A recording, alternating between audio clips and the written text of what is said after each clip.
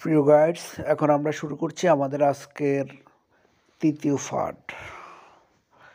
দেখুন, আসার পরে এখানে আমার 3 নাম্বার চাচ্ছে, তো 3 নাম্বার আমি দিলাম, 3 নাম্বার এবং পাসওয়ার্ড দিলাম।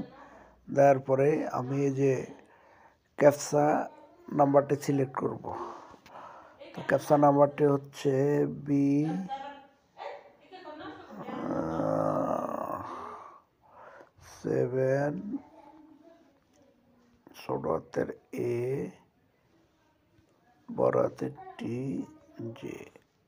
সাইন ইন করলাম।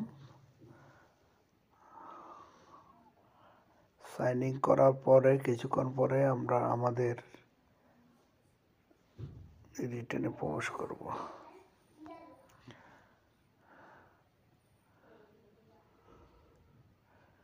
দেখতে পাচ্ছেন এখন আমি